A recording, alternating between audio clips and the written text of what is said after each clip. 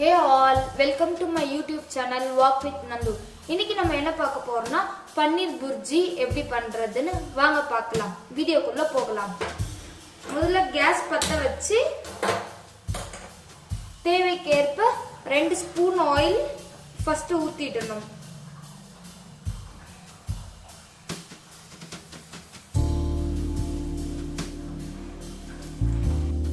எண்ணெய் காஞ்சதும் 1 டீஸ்பூன் ஜீரா போட்டுட்டு ஜீரா பொரிஞ்ச உடனே பொடியா நறுக்கி வச்ச 2 வெங்காயம் 4 பூண்டு எடுத்து போட்டுக்கணும்.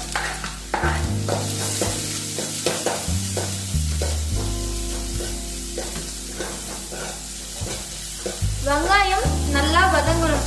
பொன்னிறமா வதங்குற வரைக்கும் வெங்காயம் ஸ்லோ ஃப்ளேம்ல வச்சு நல்லா வதக்கவும்.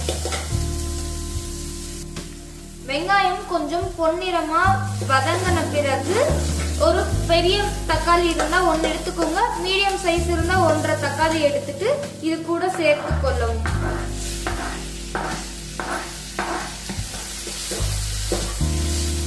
இப்போ வெங்காயம் தக்காளி நல்லா சேர்ந்து வதங்கட்டும். ஸ்லோ ஃப்ளேம்ல வச்சு நல்லா ஒரு 5 நிமிடம் நல்லா வதக்கிக்கோங்க. நான் வீட்ல செஞ்ச பன்னீர் 1 லிட்டர் பால்ல நான் வீட்ல செஞ்ச பன்னீர் இருக்கு.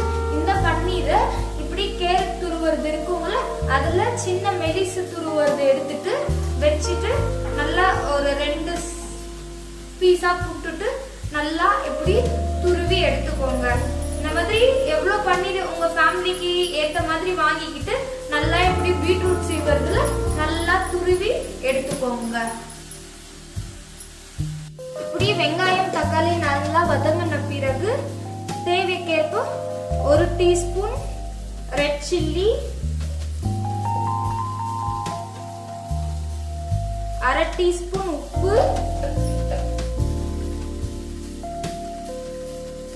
1 டீஸ்பூன் கரம் மசாலா,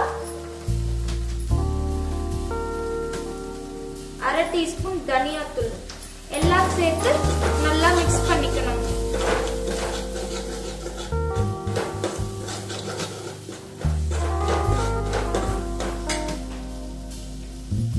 இது கூடவே கொஞ்சமா ஒரு 1/4 சிட்டிக் மஞ்சள் சேர்த்து கொள்ளவும்.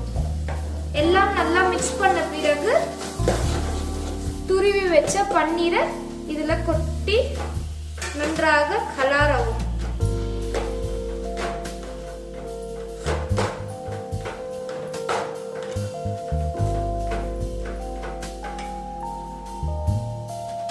அரை கிளாஸ் தண்ணி ஊத்தி நல்லா கொதிக்க வைங்க. கொதிச்ச அப்புறம் 5 நிமிஷம் நல்லா சிம்ல வச்சு கொதிச்ச அப்புறம் இந்த மாதிரி கிரேவி பதத்துக்கு வந்திருக்கும்.